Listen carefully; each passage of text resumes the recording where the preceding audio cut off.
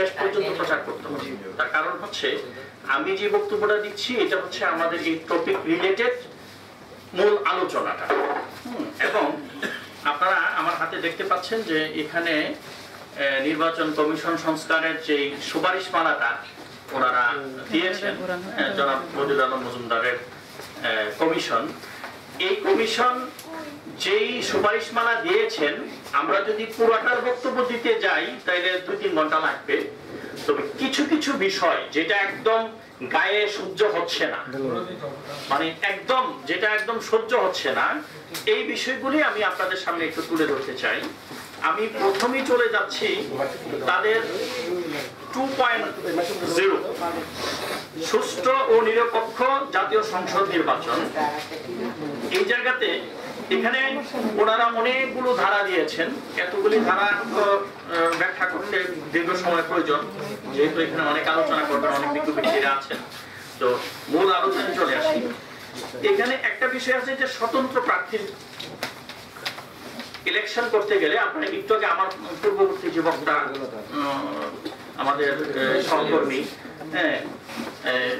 যিনি ভাগমারা অঞ্চল থেকে নির্বাচনে 2014 সালে প্রার্থী হয়েছিলেন, তো 2018 সালে আমিও প্রার্থী হয়েছিলাম, তখন সব দলগুলো নির্বাচনে গেছে। আমি নিজে দেখতে পাইলাম যে আসলে এই যে 1% ভোট বলেন, আর এখানে লিখছে উনি মনে করেছেন যে 1% ভোট তো একটা বিশাল ভোট, যেখানে 4 লক্ষ ভোট যদি হয় এখানে 1% মানে 4000 সিগনেচার। আমরা জনগণের তাহলে আমরা এটা একটু 500 করে দিলাম। এর মানে হলো যে আসলে ওনারা গবেষণাটা করেন, ওনারা কোনো কিছু না বুঝে শুধু আগেরটা দেখছে, দেখে দেখে আচ্ছা যেহেতু সরকারের একটা ফান্ড নিয়ে আমরা এত বড় একটা তৈরি করছে, আমাদের তো কিছু না কিছু দিতে হবে। আমার কাছে এটাই মনে হয়েছে, এর বেশি তেমন কিছুই না। ওনারা এটা 500 ভোটারের অবস্থা দেখছে। আপনারা ইতিমধ্যে শুনেছেন যে ওনার নির্বাচনী এলাকায় 10 জন ভোটারকে ওনারা সর্টিং করে ডেকেছেন এবং 10 জন ভোটারকে ওনারা প্রেশার ক্রিয়েট করেছেন যে তারা যেন নো বলে, যে না আমরা সিগনেচার দেই না। এবং এই বিষয়গুলি কিন্তু আমি নিজেও ভুক্তভোগী, যে আমরা যখন 17 সালে রাজনৈতিক দল নিবন্ধনের জন্য আমি আমার দলের পক্ষ থেকে আমরা আবেদন করেছি, তখন প্রত্যেকটা অঞ্চলের জন্য 200 ভোটারের সই লাগতো। এই আইন এখন পর্যন্ত বহাল। আমরা 2015 সাল থেকে এই আন্দোলনটা করেছি এবং আমাদের এই আন্দোলনের সাথে এখানে অনেকেই আছেন, আমাদের আব্দুল মোনেম ভাই আছেন, আমাদের মাওলানা সাহেব আছেন, হাসান ভাই, মানে এখানে যারা আছেন নাম বলে রাজু ভাই, আমাদের এই যে খান মজলিস ভাই সহ অনেকেই আছেন। আমাদের প্রায় 150টা রাজনৈতিক দল আমাদের ওই সংগঠনে ছিল, 150টা রাজনৈতিক দল। এবং বর্তমানে নিবন্ধন পেয়েছে এবং অনেকগুলি রাজনৈতিক দলও তখন আমাদের সাথে সম্পৃক্ত ছিল। তো আমরা ওই সময় নির্বাচন কমিশনে আমরা ঘেরাও করেছি, আমরা প্রধানমন্ত্রী কার্যালয়ে স্মারকলিপি দিয়েছি, আমরা রাষ্ট্রপতির কাছে স্মারকলিপি দিয়েছি এবং বিভিন্ন বুদ্ধিজীবীদের সমন্বয়ে রাজপথে আমরা অনেক আন্দোলন করেছি, কিন্তু কোনো আন্দোলনে কোনো কাজ হয়নি। তো যেই আইনটা প্রথম করছে 111 সরকার, 111 সরকারের কাছে মনে হইলো যে আসলে আমরা তো কিছুদিন পরে পরে রাজনীতিবিদে একটু এদিক সেদিক হয়, এই উসিলা তো আমরা আসি আসলে 3-4 মাস 5 মাস 6 মাস বা 1 বছর 2 বছর জন্য ক্ষমতা নেওয়ার জন্য। এখন রাজনৈতিক দলগুলিকে যদি ঠিকমতো না আটকাইতে পারি, আমরা তো এই 5 বছর পরে পরে এই সুযোগটা পাইতাম না। তো সুতরাং এই সুযোগটা পাওয়ার লক্ষ্যে তারা আমাদেরকে রাজনৈতিক দলগুলিকে কিভাবে আটকাবে, এই আটকানোর একটা ব্যবস্থা তারা করছে। আমি একটা ছোট্ট উদাহরণ দিয়ে আমি আমার আলোচনায় যাচ্ছি। ধরেন আজকে প্রেস ক্লাবের সামনে যদি একটা নারী হোক, একটা পুরুষ হোক বা একটা সাধারণ মানুষকে 2-4-5 জন ধরে নির্যাতন করে বা মারতেছে, আপনি দেখবেন যে যারা নিজেদেরকে সুশীল সমাজ দাবি করে, সুশীল বা প্রগতিশীল যেই শিলই মনে করেন, আর বাজারের কুমারশীল এই মনে করেন, দাবি করে, তারা কিন্তু তাদের এই প্যান্ট শার্ট পরা টাইকুট পরে তারা ভাগবে, ওর ধারে কাছে যাবে না। যেই ছেলেটা রাজনীতি করে সে যেই দলই করুক, if he is a politician, সে গিয়ে বলবে আরে ভাই তাকে যে মারতেছো তার কারণটা কি, তার সমস্যাটা কি, তার অপরাধটা কি, অ্যাটলিস্ট এই কথাটা জিজ্ঞাসা করবে। এর মানে হচ্ছে সমস্ত পৃথিবীতে জনগণের জন্য নির্যাতিত নিপীড়িত মানুষের জন্য কথা বলার একমাত্র পার্টি হচ্ছে যারা পলিটিশিয়ান, তারাই শুধু তাদের জন্য কথা বলে। এখন আপনাদের কথা হচ্ছে না মানবাধিকার সংগঠনগুলো রাজনীতির পার্ট। আমাদের পলিটিক্যাল ডেফিনিশনটা কিন্তু আমরা চেঞ্জ করে ফেলছি। পলিটিক্যাল ডেফিনিশন মানে হচ্ছে অনেকগুলি সমাজকর্মী, অনেকগুলি মানবাধিকার কর্মী একসাথে মিললে এটা রাজনৈতিক দল হয়, এটি সিস্টেম। তো আমরা মূল আলোচনায় আসি। মূল আলোচনা আমি অনেকগুলো না, আমি প্রথম তাদের দ্বিতীয় ধারাতে স্বতন্ত্র প্রার্থীর ক্ষেত্রে বলি, ওনারা 1% ভোটের জায়গায় 500 ভোটের কথা বলছে। অর্থাৎ আমি নির্বাচন করব, বিগত দিনগুলিতে তো 500 ভোট 1% ভোট কোনো কিছুর প্রয়োজন ছিল না। বাংলাদেশ জন্মের পর থেকে যখন স্বতন্ত্র প্রার্থী নির্বাচন করত, একজন প্রস্তাবকারী সমর্থনকারীর ভিত্তিতেই স্বতন্ত্র প্রার্থী নির্বাচন করত।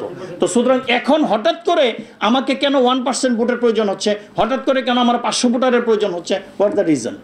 এর মানে হচ্ছে আমার সরকারি দল যিনি থাকবেন, যিনি সরকারের যেই ক্ষমতায় থাকবেন, উনি যদি মনে করেন যে তাকে নির্বাচন করতে দিব, তাহলে দিব।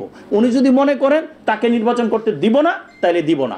এর মানে হচ্ছে আমাকে আটকায় রাখার একটা যন্ত্র হচ্ছে এই এতটা ভোটারের সিগনেচার। আপনারা আরেকটা দেখছেন যে মনোনয়নপত্র দাখিলের জন্য ওনারা বলেছেন যে 5 বছরের রিটার্ন জমা দিতে হবে। তো 5 বছরের রিটার্ন জমা দিতে হবে। তো আমার একজন কৃষক, আমার একজন শ্রমিক, আমার একজন মেহনতি মানুষ, আমার একজন রিক্সাওয়ালা, আমার তো প্রত্যেকেরই অধিকার আছে নির্বাচন করার, তাই না? বিষয়টা প্রত্যেকটা মানুষ, আমি বাংলাদেশের একজন জনগণ হিসাবে প্রত্যেকটা মানুষের অধিকার আছে নির্বাচন করার। এখন আপনি বলেন যে সব বাদ দেন, এই যে জাতীয় নাগরিক কমিটি গঠিত হয়েছে, এই যে জুলাই বিপ্লবের উপর বেস করে তারা যে রাজনৈতিক দল গঠন করবে, আপনি আমাকে বলেন তো, এখানে তো সবই ছাত্রদের সমন্বয়ে একটা রাজনৈতিক দল গঠন হচ্ছে। এই ছাত্রদের কয়জনের বিগত 5 বছরের ট্যাক্স রিটার্ন দেওয়া আছে? এর মানে হচ্ছে এই আইনটার মাধ্যমে বদিউল আলম মজুমদার মানে যদি এই আইনটা বাস্তবায়ন হয়, তাইলে এই নতুন যে রাজনৈতিক দলগুলি গঠিত হয়েছে, যারা ছাত্রদের সমন্বয়ে রাজনৈতিক দল গঠন হয়েছে, তাইলে তারা নির্বাচনে অংশগ্রহণ করতে পারবে না। অর্থাৎ তাদেরকে নির্বাচনে আটকানোর একটা ফর্মুলা, একটা ধান্দা।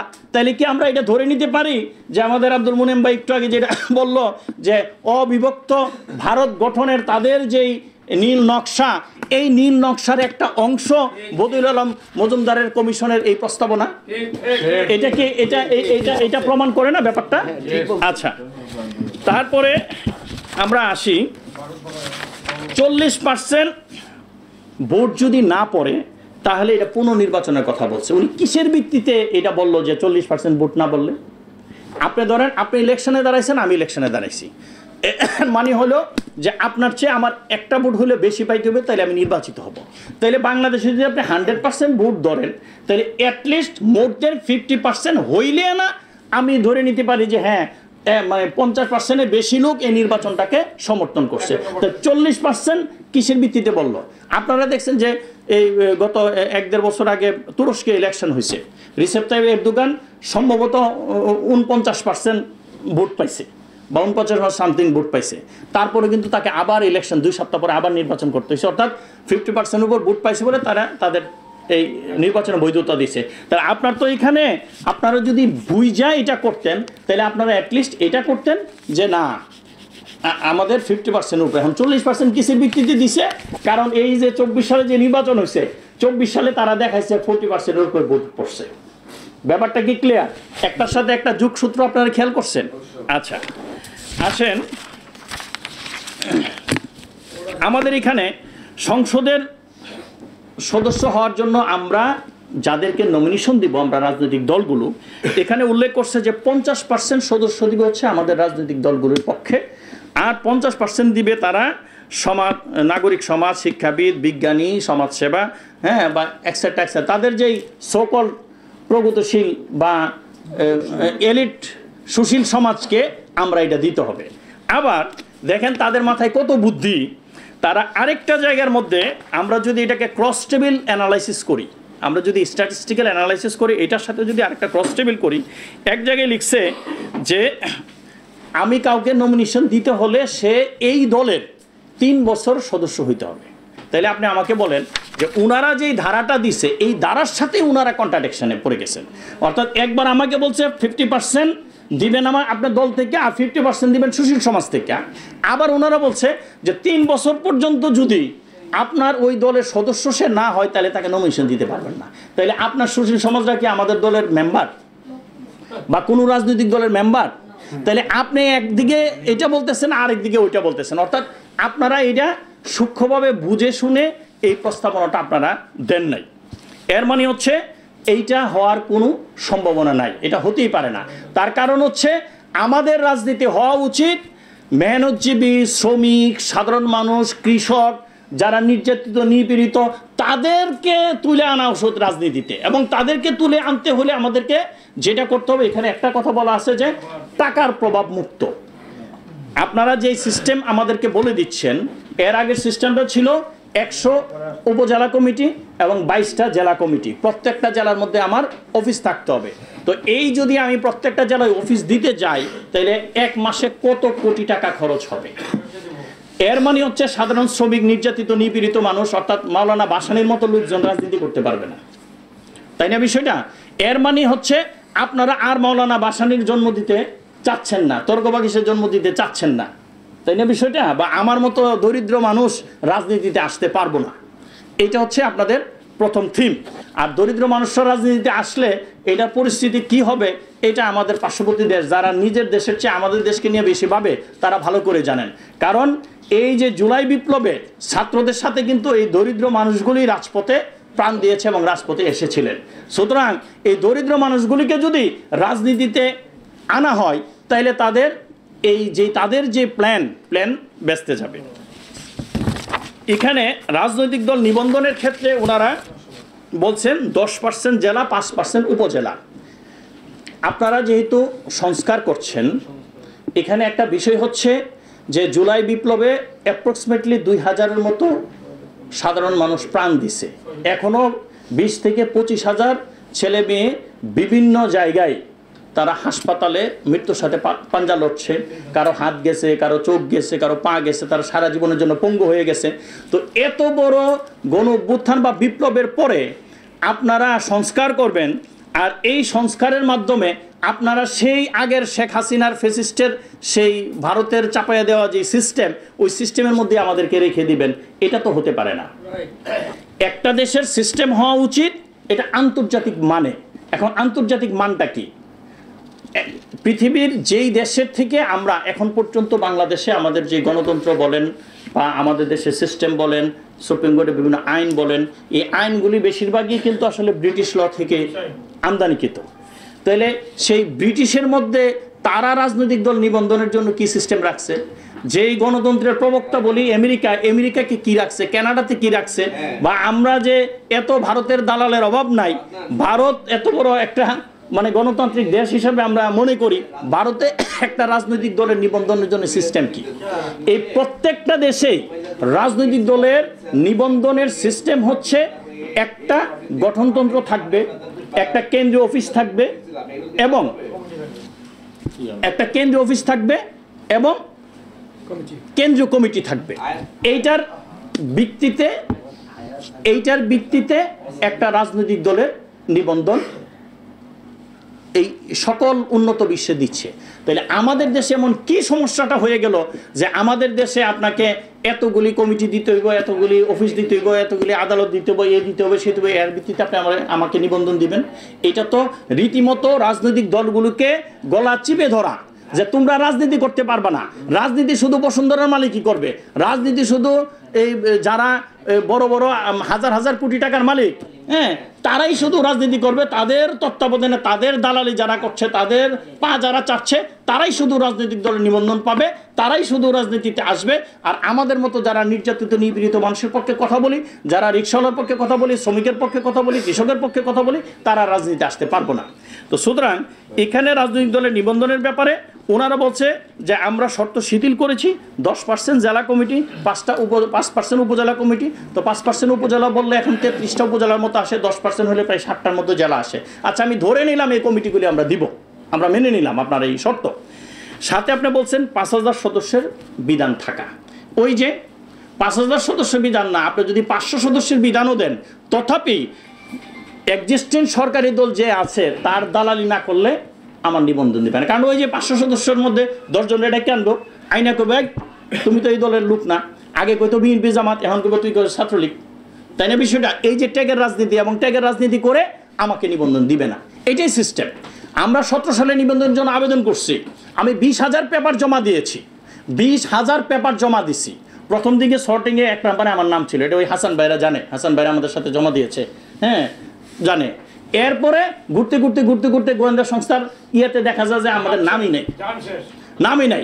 যেই 2টা দলের নাম ওখানে আসছে, একটা দল জমা দিছে মাত্র 11টা কমিটি, আমি নাম মেনশন করলাম না, অনলি 11টা জেলা কমিটি জমা দিছে, আর কিচ্ছুই আসে নাই, শর্টিং লিস্টে নাম আসছে। এইবারও যেই শর্টিং লিস্টে নাম আসছে, 2টা দলকে আমি চিনি, একদম আমার অফিসে আসা যাওয়া করে, সে 139টা পেজ জমা দিছে। 139টা পেজ কিন্তু আপনার শুধু কমিটিগুলি হয় না, তারপরও তাকে শর্টিং লিস্ট আসছে। এর মানে হচ্ছে যিনি সরকারি দল তাকে যদি দালালি না করে তাহলে এই সিস্টেম অনুসারে সে নিবন্ধন পাবে না। তাইলে আমাদের সিস্টেমটা কি, এখানে আন্তর্জাতিক মানের সাথে সঙ্গতি রেখে আমাদের এই রাজনৈতিক দল নিবন্ধন আইনটা প্রণয়ন করতে হবে। পাশাপাশি ওনারা বলছেন যে 100 টাকা ন্যূনতম চাঁদা প্রত্যেকটা সদস্যের লাগবে। আরে ভাই, আমার তো এমনও সদস্য আছে যাকে উল্টা আমাকে দিতে হবে, আবার এমনও সদস্য আছে যে আমাকে লাখ টাকা চাঁদা দিবে। এটা ওই রাজনৈতিক দলেই ঠিক করবে যে আমি আমার সদস্যর কাছ থেকে কত টাকা চাঁদা নিব কি নিব না। তারপরে আরেকটা লেখছে, দলের লেজুর ভিত্তিক ছাত্র সংগঠন, শ্রমিক সংগঠন, ব্যক্তিপ্রতিম আরও যেই নামেই হোক না কেন এই সংগঠনগুলি থাকবে না। আমি বুঝলাম এই সংগঠনগুলি যদি না থাকে তাহলে শ্রমিকের পক্ষে কথা বলবে কে? এই যে এর পক্ষে আজকে এক ভাই কথা বললো, তো এই কৃষকের পক্ষে কথা বলবে কে? সাধারণ মানুষের পক্ষে কথা বলবে কে? তো এই কথা তো কোনো না কোনো রাজনৈতিক ধারার মাধ্যমেই বলবে। এর মানে হচ্ছে আপনি কৃষক, শ্রমিক, মেহনতি মানুষের গলা চিপে ধরতে চান। আমরা শেষ পর্যায়ে চলে আসছি। হ্যাঁ, এই যে আরেকটা হলো, নমিনেশন দিতে হলে আমাকে 3 বছর এই দলের সদস্য হইতে হবে, এটা আমি আগেই আপনাদেরকে ব্যাখ্যা করেছি। এবং 5 বছর পর পর রাজনৈতিক দল নবায়ন করতে হবে। কেন ভাই? আমি কি ব্যবসা প্রতিষ্ঠান? এটা কি বিজনেস যে আমি সারাদিন ব্যবসা বাণিজ্য কইরা 5 বছরে কয় টাকা আয় করলাম, কয় টাকা ব্যয় করলাম, কি করলাম না করলাম, আমার 5 বছর পর পরে নবায়ন করতে হবে কেন? এটা তো পলিটিক্যাল পার্টি। 5 বছর পর পর নবায়ন করার মানে হচ্ছে এই 5 বছর যদি আমি সরকারের দালালি করি তাহলে আমার দলের নিবন্ধন থাকবে, আর যদি সরকারের দালালি না করি তাহলে আমাদের দলের নিবন্ধন থাকবে না। ব্যাপারটা এমনটা বোঝাচ্ছে না? কেন এই বিধানটা আপনাকে কেন রাখতে হবে? তো এই ধরনের। এরপরে আরেকটা লিখছে হচ্ছে প্রবাসীদের ভোটের ব্যবস্থা করা। এটা 100% আমরা স্বাগত জানাই অবশ্যই, যে আমাদের যে রেমিটেন্স যোদ্ধারা তারা অবশ্যই আমাদেরকে ভোট দেবে। আপনি এক জায়গায় ধারাতে লিখছেন যে যেই নামেই হোক প্রবাসে কোনো সংগঠন থাকবে না, যদিও বাংলাদেশের বিএনপি, আওয়ামী লীগ, জামাত, জাতীয় পার্টি প্রত্যেকটা দলের প্রবাসে প্রচুর সংগঠন আছে, এটা আমরা জানি, আপনারা সবাই দেখি, থাকবে না। এখন আমরা নতুন দলের জন্য প্রবাসী সংগঠন তাদের জন্য সমস্যা। তাইলে প্রবাসে যারা ভোট দিবে তারা ভোটের অধিকার থাকলে তাদের তো সংগঠনের অধিকারও আছে, তাই না বিষয়টা? তাইলে আপনাদের নিজের কথাই আপনাদের কন্ট্রাডিক্টরি। সুতরাং এইসব বিষয়গুলি নিয়ে, এই ধরনের প্রত্যেকটা ধারা নিয়ে যদি আমরা বক্তব্য দিতে চাই তো দীর্ঘক্ষণ বক্তব্য দিতে হবে। এখানে অনেক আলোচনা আছে। আমরা এখানে আরেকটা কর্মসূচি খুব শীঘ্রই আমরা জাতীয় প্রেস ক্লাবে করব, এবং আমাদের আরেকটা কর্মসূচি থাকবে, আমরা প্রধান উপদেষ্টা বরাবর আমরা স্মারকলিপি প্রদান করব, এবং আমরা ওনার কাছে আমাদের দাবি থাকবে, হয়তো ওনারা আমাদের সাথে সংলাপে বসুক, আর নাইলে গণশুনানির ব্যবস্থা করুক। সবাইকে অনেক অনেক ধন্যবাদ। আসসালামু আলাইকুম রহমতুল্লাহ।